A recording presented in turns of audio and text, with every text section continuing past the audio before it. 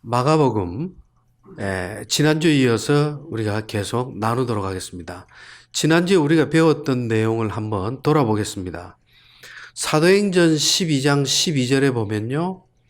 이 마가복음의 저자 마가의 어머니 이름이 마리아라고 기록이 되어 있습니다.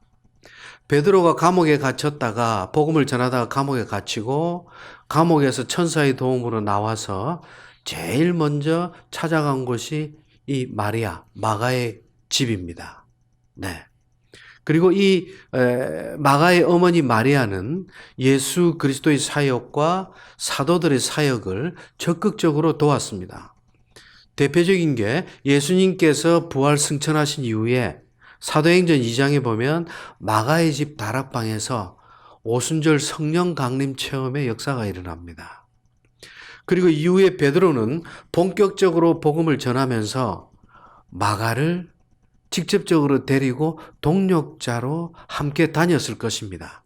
그래서 베드로 후서에 보면 마가는 베드로는 직접 그 마가를 가리켜 자신의 아들이라고 부를 정도로 이 마가를 신뢰합니다. 이후 복음을 전하던 베드로는 네로 황제의 극심한 박해로 인해서 순교하게 됩니다. 그토록 의지하고 믿고 따랐던 베드로, 그가 죽고 그리고 사도 바울마저 순교하고 나자 마가는 다급해졌어요.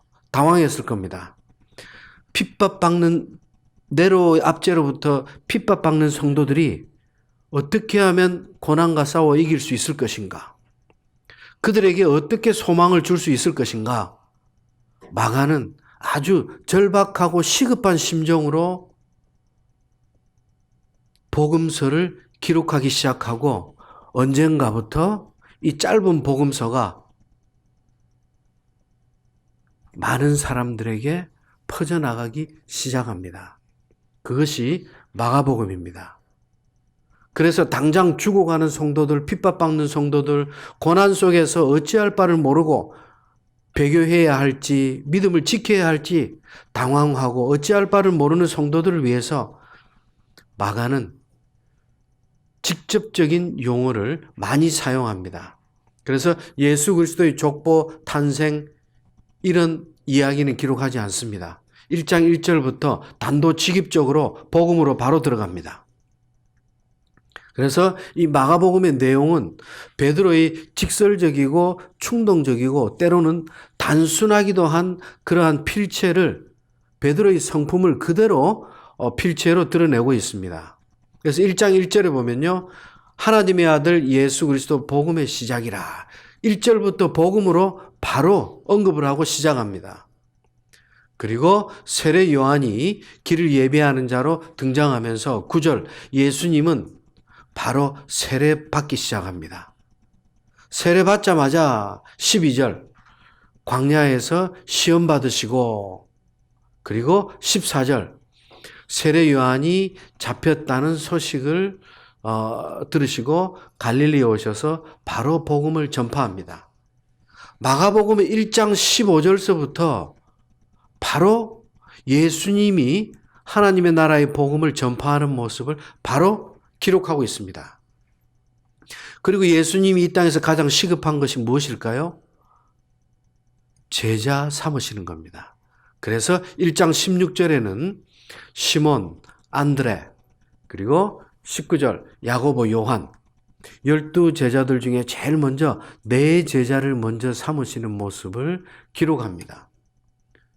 이어서 21절부터 가버나움에서 더러운 귀신 들린 자를 치유해 주시고 30절 베드로 장모의 열병을 치유해 주시고 그리고 40절 문둥병자를 치유해 주시고 2장 1절 중풍병자를 치유해 주시고 하면서 예수님의 치유 이적이 바로 등장합니다.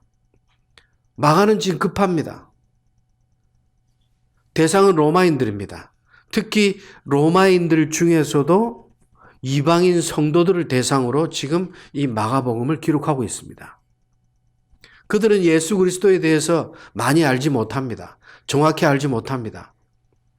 거기에 대해서 마가는 예수 그리스도의 치유 이적을 바로 기록을 하고 전체 내용 중에 마지막 부분 3분의 1 분량을 예수 그리스도의 십자가 고난의 메시지로 바로 이어지고 있습니다. 즉 마가는 일반 마태에서 많이 기록되던 산상수훈이나 일반 교훈들 기록하지 않습니다. 마가는 지금 그럴 겨를이 없습니다. 예수님이 누구신지 기적을 통해서 바로 보여줍니다. 예수님이 이 땅에 왜 오셨는지 십자가를 통해서 직접적으로 언급합니다. 그래서 마가는 단순합니다. 직설적입니다. 명료합니다. 어떻게 보면 당시 로마인들에게는 가장 적합한 복음서일 겁니다. 로마인들은 유대인들의 족보나 예수님의 탄생에 대해서 궁금한 게 별로 없습니다. 그러나 이 사람이 누군지, 이 사람이 왜 이런 기적을 행하는지, 그리고 이 사람이 왜 십자가에 죽어야 하는지 주님의 삶, 그리고 주님의 복음에 대해서 결론만 압축해서 마가복음에 기록하고 있습니다. 그리고 예수님은 이제 3장에서 12사도들을 세우십니다. 3장 13절 또 산에 오르사 자기가 원하는 자들을 부르십니다. 14절 12명을 세우십니다.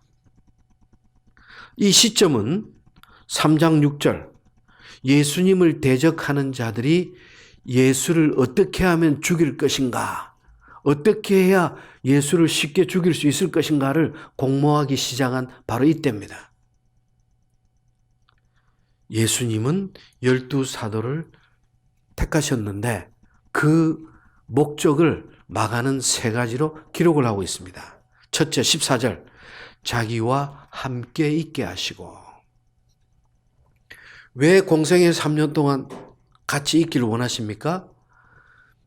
그들에게 가르치기 위해서, 제자 훈련을 위함입니다. 주님께서 이 땅에 누구로 오셨는지, 이분이 누구신지, 그리고 왜 오셨는지를 이들에게 가르쳐주기 위함입니다. 공생의 기간 동안 제자 훈련을 시키기 위함이죠. 두 번째는 또 보내사 전도도 하며 그들을 파송해서 전도를 하게 합니다. 주님의 복음을 땅끝까지 전하게 합니다. 왜 그럴까요? 주님이 이 땅에서 이제 십자가에서 죽으시고 부활 승천하시고 나면 교회의 터를 이 땅에 세우셔야 하기 때문입니다.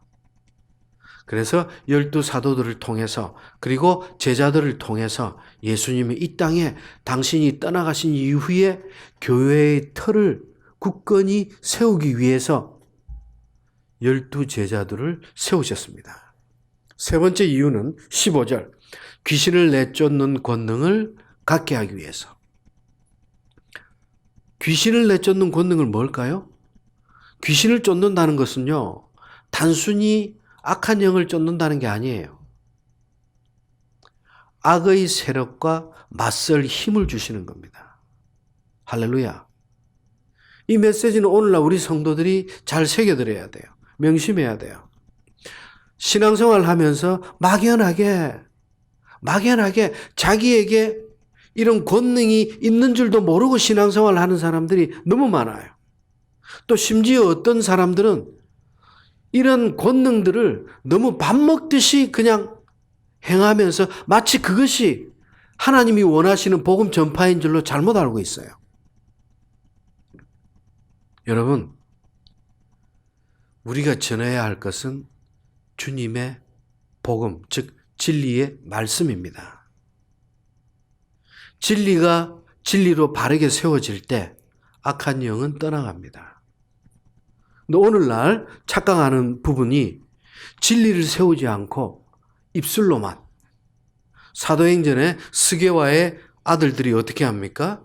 자기들도 바울 바나바를 따라서 귀신 쫓는 권능을 행하다가 오히려 귀신에게 쫓겨 도망을 치죠. 여러분, 입만 가지고 되는 게 아니에요. 에베소 6장 온갖 신앙생활을 하기 위해서 성도들이 갖춰야 할 전신갑주에 대해서 이야기합니다.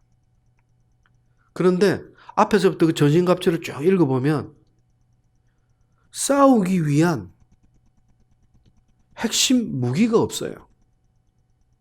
다 어둠의 세력으로부터 방어하기 위한 거예요. 근데 맨 마지막에 최상의 무기를 주십니다. 그게 뭡니까? 성령의 검, 곧 진리의 말씀. 지난 우리 한국교회 120년 동안 약 100년 가까이 이 진리의 말씀이 너무 빈약했어요. 그러나 지난 40년 전서부터 젊은 학자들이 세계 아주 복음주의 좋은 신학교에서 공부를 하고 논문을 쓰고 하면서 학위를 받고 하면서 이제 진리를 바르게 해석해서 나누기 시작했어요. 그게 20, 30년 전에 이미 시작이 됐어요. 여러분, 그럼에도 불구하고 하나님이 진리를 듣지 못해서, 참 진리를 듣지 못해서 갈급해하는 성도들이 너무 많아요. 예배를 드리고 나서도 성도들이 안타까워해요. 힘들어해요. 뭔가가 부족하고 연약함을 느낍니다. 뭔가 영적 허전함을 느껴요. 참 진리 안에서 하나님의 음성을 붙들지 못했기 때문입니다.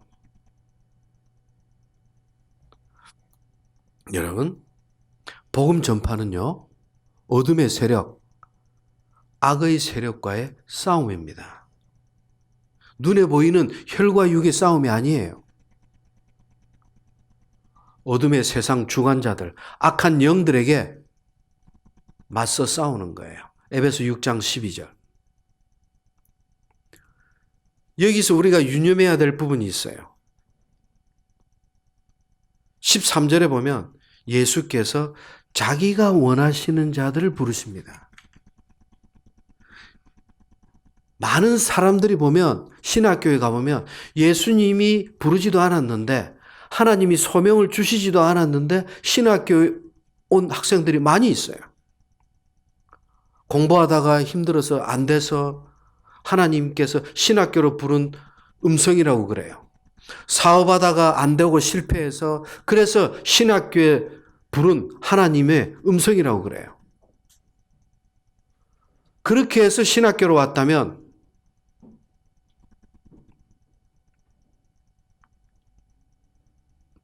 그렇게 해서 신학교에 왔다면 하나님의 종들은 다 패배자가 돼야 됩니다. 무슨 일이든지 하다가 실패한 자들의 모인 공동체가 돼야 됩니다. 교회도 마찬가지예요. 여러분, 반드시 승리해서 주의 길을 가는 건 아니에요. 그러나 분명한 것은 주님이 원하는 사람, 하나님의 소명이 없이는 그 길을 갈 수가 없습니다. 가기는 갈 수 있어요. 자기 의지로 갈 수 있어요. 오늘날 교회에서 많은 성도들이 그렇게 일하는 성도들이 많이 있어요. 그렇게 자기가 기쁘고 자기가 하고 싶어서 섬기는 성도들이 많이 있어요. 근데 그런 성도들을 유념해서 보세요. 길게 못 갑니다. 몇 달 안 가서 금방 지치고 투정하고 상처 입고 돌아서서 결국은 일이 중단돼요. 같이 동료가던 자들이 몇 명이 빠져나가니까 나머지 성도들이 더 힘들어해요. 같이 나누던 일을. 여러분, 교회에 오는 것도 우리가 오는 게 아니에요. 성령의 인도하심입니다. 주 일을 하는 것도 주님이 기뻐하셔야 해요. 주님이 원하셔야 해요. 하나님이 부르셔야 돼요. 소명이 있어야 돼요. 집사든 장로든 권사든 하나님의 소명이 있어야 해요. 소명받은 자들이 직분을 받아 감당하는 거예요. 그래서 주님은 말씀하십니다. 너희가 나를 택한 것이 아니다. 내가 너희를 택하여 세웠다. 요한복음 15장 16절의 메시지입니다. 너희가 나를 택한 것이 아니다. 여러분들이 지금 교회 나온 게 아니에요. 진리의 영, 성령께서 말씀을 사모하는 마음을 우리를 사로잡아서 모이게 해주신 거예요. 이번 한 주간 우리가 한 것이 있다면 하나님을 아프게 하고 죄짓게 한 것, 그건 다 우리가 한 거예요. 죄 지은 거는 다 우리가 한 거예요. 우리가 할 수 있는 게 그거밖에 없어요. 그럼에도 불구하고 우리가 믿음 안에 하나님의 은혜 가운데 굳게 설 때 성령의 인도하신 가운데 우리를 거룩한 일로 인도해 주십니다. 선한 열매를 맺게 해 주십니다. 그러면 왜 주님은 12명을 세우셨는가? 구약의 12지파, 즉 구약의 교회를 의미합니다. 구약의 모든 하나님의 백성들을 의미합니다. 신약의 12사도, 신약의 모든 교회를 상징합니다. 하나님의 택하신 신약 시대의 모든 성도들을 의미합니다. 그래서 구약의 12 곱하기 신약의 12 하면은 144. 거기다가 10의 세제곱. 10은 충만수입니다. 1000 역시 충만수입니다. 144의 충만수를 곱할 때 요한계시록 하나님이 택하신 14만 4천의 성도들의 숫자가 나오는 거예요. 즉 구약 시대의 교회와 신약 시대의 교회, 천국의 거룩한 성 새 예루살렘, 그곳에서 영원히 하나님을 찬양하며 함께 있게 될 우리 성도들의 상징적인 메시지가 이 12를 통해서 의미를 부여합니다. 그리고 주님은 계속해서 많은 이적을 베푸십니다. 그런데 특별히 7장 마지막 단락과 8장 중간에는 아주 의미심장한 두 가지 사건을 기록하고 있습니다. 자, 7장 31절을 보겠습니다. 7장 31절. 다 같이 31절, 32절 읽어봅니다. 시작.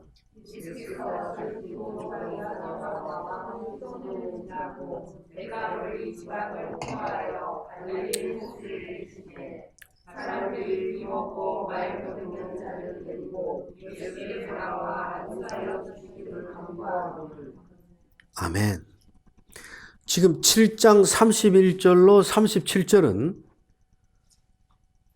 귀를 들을 수 없고 말도 정확하게 할 수 없어서 말을 더듬는 자에 치유하는 장면이 나옵니다. 그리고 8장 22절부터 26절까지는 벳세다 메인 치유가 나옵니다. 이 두 가지 사건은 아주 유사한 공통점을 많이 지니고 있어요. 두 사건의 다른 점은 7장 31절에 기록된 귀 먹고 말 더듬는 자의 치유는 예수 그리스도의 한마디 말씀으로 단 한 번의 만지심으로 즉각적인 치유가 일어납니다. 그런데 8장 22절 이후에 기록된 벳세다 맹인 치유는 예수님께서 두 번에 걸쳐서 점진적으로 치유하십니다. 예수님이 능력이 없어서 두 번에 걸쳐서 치유를 할까요? 아닙니다.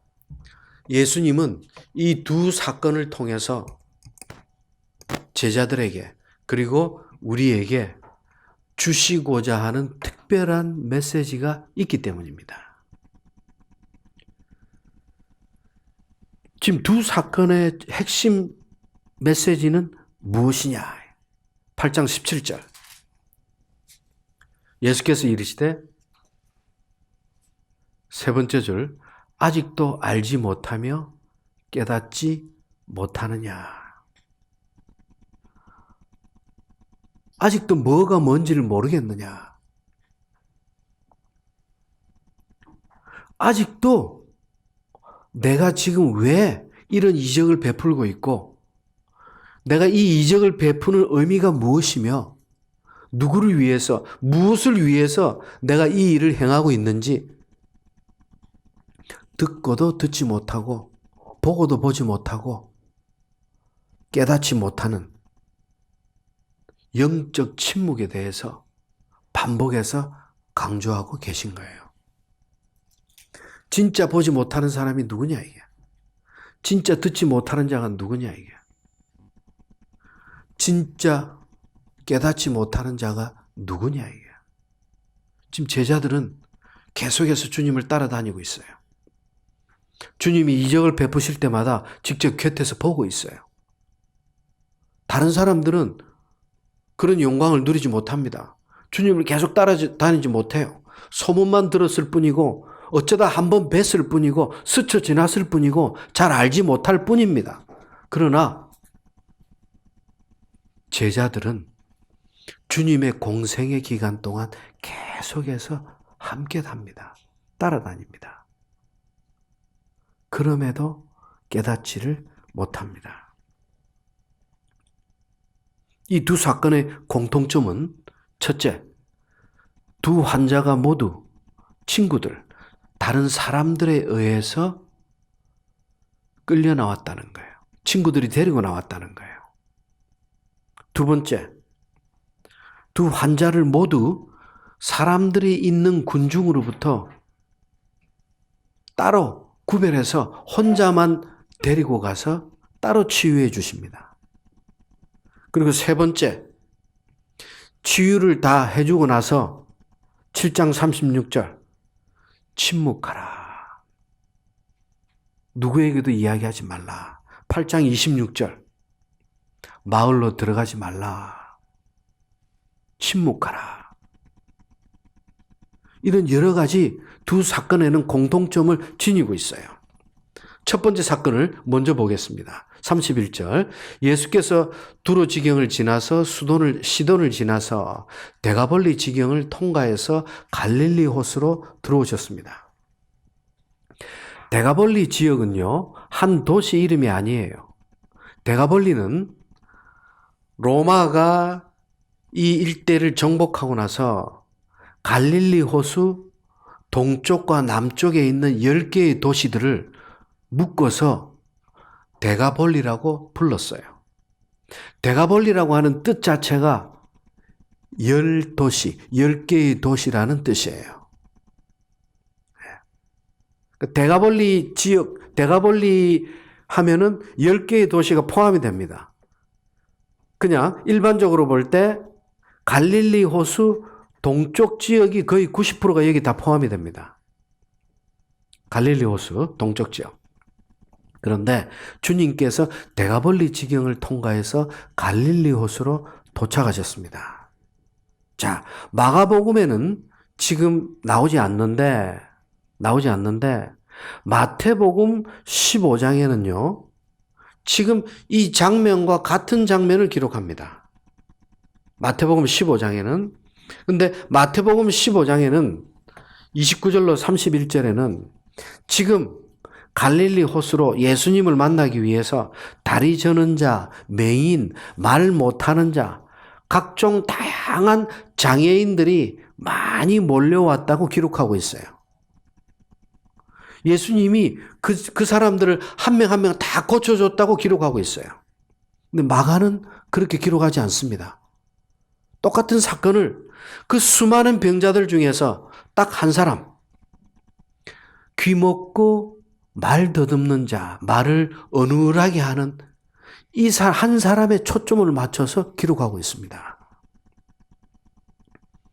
그래서 지금 32절, 귀 먹고 어눌한 자를 사람들이 데리고 왔습니다. 자, 마가는 수많은 환자들 중에 왜 이 한 사람을 택했을까? 그 많은 사람들을 다 치유하는 장면을 기록할 시간적인 여유나 그런 마음이 아니었을 거예요. 마가가 지금 의도하는 바가 있을 거예요. 여러분, 지금 귀 먹었다고 그랬어요. 들을 수 없다고 그랬어요. 무슨 말입니까? 주님의 복음을 듣고도 진짜 들을 수 없는 사람이 여기 있습니다. 다른 사람들은 여러 차례에 걸쳐서, 심지어 제자들은 수십 차례 들었어요. 듣고도 듣지 못하고 있어요. 그러나 이 사람은 듣고도 진정 들을 수 없는 자예요. 그리고 두 번째, 말을 더듬어요. 진리를 전하고 싶어도 전할 수 있는 온전한 입이 없어요. 말을 하고 싶어도 말이 안 나와요. 다른 말이 튀어나와요. 너무나 어눌해요. 사람 대접을 받지 못해요. 답답해요. 자기도 제자들처럼 주님을 따라다니고 복음을 듣고 복음을 전할 수 있다면 얼마나 기쁠지. 그러나 이 사람은 지금 귀를 듣지 못합니다. 말을 제대로 할 수 없습니다. 하나님을 마음껏 찬양할 수도 없어요. 여기서 말을 더듬는다. 헬라어로 모기랄로스. 모기랄로스는 신약 성경 전체에서 유일하게 딱 한 번 지금 여기서 기록되고 있습니다. 이 단어는 구약 성경 이사야 35장 6절에만 역시 기록됩니다. 무슨 뜻입니까? 눈먼 자가 보게 되며 말 못하는 자가 입을 열게 되며 이사야 35장 메시지가 지금 성취될 것을 암시하는 거예요. 예수님은 33절 이 사람을, 이 환자를 따로 홀로 데리고 군중을 떠나가십니다. 혼자 데리고 가십니다. 그리고 손가락을 그 사람의 양쪽 귀에다가 손가락을 넣고 침을 뱉습니다. 여러분, 복음서에는요, 예수님께서 침을 뱉어서 치유하는 장면이 3번 나옵니다. 요한복음 9장에서 실로암 소경을 치유하실 때 침을 뱉습니다. 그리고 오늘 이제 8장에서 벳세다 맹인을 치유하실 때 침을 뱉습니다. 2000년 전에 환자를 치유할 때 침을 뱉는 행위는 치유의 일부였어요. 보편적인 치유의 한 형태였어요. 별 중요한 건 아닙니다. 지금 예수님은 이 사람의 양쪽 귀에다가 손가락을 집어넣으셨어요. 그리고 그 사람의 혀에다가 손을 직접 대십니다. 듣지 못하고 말 못하는 자에게 주님의 손길, 주님의 체온을 직접 느끼게 해주십니다. 주님은요, 굳이 그렇게 안 하셔도 말씀만으로 치유하실 수 있어요. 아니, 눈빛만으로 치유하실 수 있어요. 주님 마음만으로 얼마든지 치유하실 수 있어요. 이분은 하나님이십니다. 그러나 이분은 다른 정상적인 사람들에게처럼 말씀으로 치유해 주시는 게 아니라 먼저 만져주십니다. 주님의 체온을 느끼게 해주십니다. 주님의 손길을 먼저 나누십니다. 하나님을 느끼게 하는 거예요.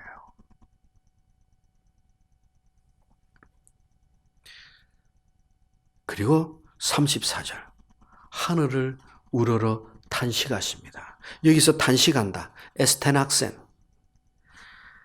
신음 같은 처절한 마음으로 한숨 짓는다는 거예요. 신음을 내뱉듯이. 주님의 눈은 지금 하늘을 우러러봅니다. 왜 그럴까요? 치유의 근원이 하늘에서 오기 때문에.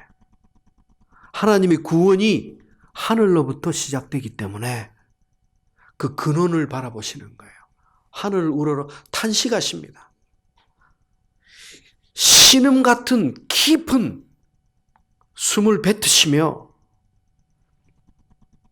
고통의 압제로부터, 육체적 고통으로부터 이 사람을 치유하고 해방시키고자 주님은 갈망의 탄식을 지금 하고 계신 거예요. 환자의 고통을 당신의 고통으로 받으시는 거예요. 환자의 아픔을 자신의 아픔으로 지금 함께 해주시는 거예요. 주님의 지극한 애정을 지금 드러내고 있습니다. 그리고 말씀하십니다. 에바다. 이는 열리라는 뜻이라. 에바다. 에바다는요, 아람어입니다. 정확히 발음하면 에파다. 에파다. 아람어인데 마가는 이방인들을 위해서 또 이방인 성도들을 위해서 뜻을 잘 모를까 봐 뒤에다가 이는 열리라는 뜻이라 하고 해석을 해줍니다.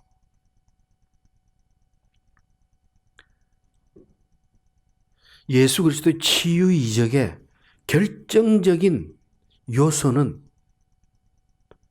말씀이라는 것을 명심하시기 바랍니다. 예수님께서 손가락을 귀에 넣으셨습니까? 혀를 만지셨습니까? 침을 뱉으셨습니까? 여러분, 그런 행위적, 마술적 조치가 이적을 일으키는 거 아니에요. 그것은 주님의 애정과 사랑을 표현하고자 했던 거예요. 궁극적으로 주님께서 지금 선포하시는 것은 말씀입니다. 에파다. 35절. 즉각 그의 귀가 열리고 혀에 맺힌 것이 풀립니다. 귀가 열리고 혀에 맺힌 것이 풀립니다. 우리말로는 우리가 알 수 없는 메시지들이 지금 원문 안에 내포되어 있어요. 혀가 맺혔다는 것은요, 혀를 묶어둔 굴레라는 뜻이에요. 혀가 어떤 굴레에 씌워져 있다는 거예요. 여기서 맺힌 것, 헬라어로 데스모스. 이 뜻은요, 올가미, 투옥이란 뜻이에요. 무슨 말입니까? 이 사람이 지금까지 단순히 귀가 안 들리고 말을 제대로 못한 게 아니라 영적 감옥에 갇혀 있었다고 지금 이야기하는 거예요. 어둠의 세력에게 붙잡혀 있었다고, 어둠의 사슬에 묶여 있었다고 지금 고백하고 있는 거예요. 이 어둠의 감옥, 이 사슬이 에파다, 이 말씀 한마디에 사탄에 매여 있던 혀의 사슬이 끊어져 버립니다. 즉각적으로 풀리면서 말이 분명해집니다. 말이 분명해졌다는 건 뭐예요? 이 사람이 이전에 말을 전혀 못했다는 뜻이 아니에요. 말을 해도 표현을 제대로 할 수 없었어요. 상대방하고 대화를 나눌 수 있는 정도가 아니에요. 들을 수 없기 때문에, 여러분, 말을 못한다는 건요, 듣지 못하기 때문에 말을 못하는 거예요. 들을 수 없기 때문에 말을 제대로 할 수가 없었어요. 근데 에파다, 주님의 그 한마디에 그 말이 분명해집니다. 정상적인 사람으로 변화됩니다. 36절. 주님께서 그들에게 경계하사 아무에게도 이르지 말라. 아무에게도 전하지 말라, 이 일을. 주님의 일을 전해야 하는데 왜 전하지 말라고 그럴까요? 아직 주님의 때가 이르지 않았다. 주님의 사역에 방해가 될 뿐이다. 아직 십자가의 때가 이르지 않았다. 그런데 어떻게 됩니까? 경계할수록 그들이 더욱 널리 전파합니다. 주님이 알리지 말라고 그랬어요. 근데 오히려 더 퍼져나갑니다. 주님은 알리지 말라고 하셨지만 안타까움으로 하신 말씀이에요. 이들이 지키지 못할 걸 알고 계세요. 알고 계세요. 여러분, 우리라면 어떻게 했을까요? 우리라면 어떻게 했을까요? 그냥 편안하게 한번 2000년 전에 자기가 이 속에 지금 같이 있었다고 한번 상상을 해보세요. 여러분, 듣지 못하고 말 못하는 자가 내 아들이라고 생각을 해보세요. 이 아이가 애파다.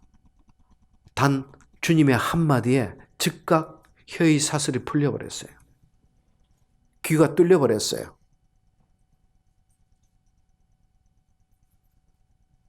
살아가면서 이 일을 입 다물고 살아갈 수 있을까요?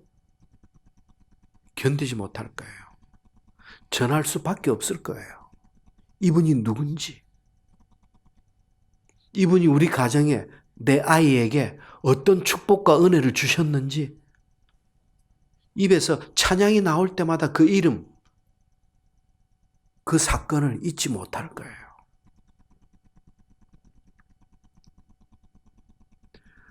(37절) 사람들이 심히 놀랍니다. 왜 놀랐을까요? 상상할 수 없는 기적이 일어나니까. 그러나 궁극적으로 이들이 놀란 거는요, 이사야 35장 5절 6절의 성취기 때문에 놀랄 수밖에 없는 거예요. 이미 이사야 선지자가 700년 800년 전에 이 일이 앞으로 메시아를 통해서 일어날 것이라고 예언했어요. 그 일이 지금 성취되고 있어요. 자기들 앞에서. 이것은 바로 메시아가 이 땅에 오셨다는 것을 증거하는 거예요. 여러분, 그 모든 것을 잘하였도다. 37절.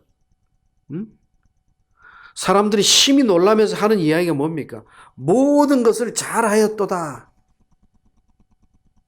이게 무슨 뜻인지 원문을 보니까요, 이것은요, 창세기 1장 31절.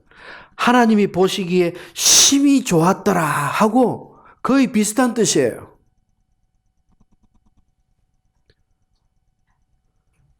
왜 그러한 유사한 언어를 썼을까요?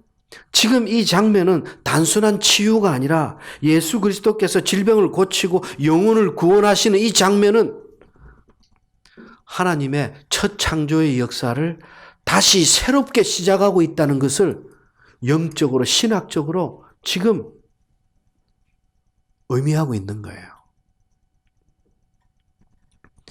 인간의 죄로 인해서 하나님과의 끊어진 관계가 다시 회복되고 있고, 죄로 인해서 죄 때문에 무너진 평강이 다시 회복되고 있다는 것을 지금 그 회복되는 질서를 보여주고 있는 거예요. 놀라운 메시지입니다. 그리고 이와 관련해서 8장 22절 벳세다에 이르심에 사람들이 맹인 한 사람을 데리고 예수님께 나와서 치유해 주기를 원합니다. 23절 예수님께서 이 사람을 데리고 마을 밖으로 데리고 나가십니다. 자, 앞에 7장의 사건과 지금 유사한 장면입니다. 환자를 따로 데리고 나가서 치유해 주셨어요. 그리고 역시 같은 장면이 나옵니다. 침을 뱉으십니다. 어디다가? 보지 못하는 그 사람이 아픈 부위에다가, 눈에다가. 그리고 안수하십니다. 그리고 말씀하십니다. 무엇이 보이느냐? 여러분, 주님은 왜 이 두 사건의 공통점으로 환자를 따로 데리고 나가서 치유를 해 주셨을까요?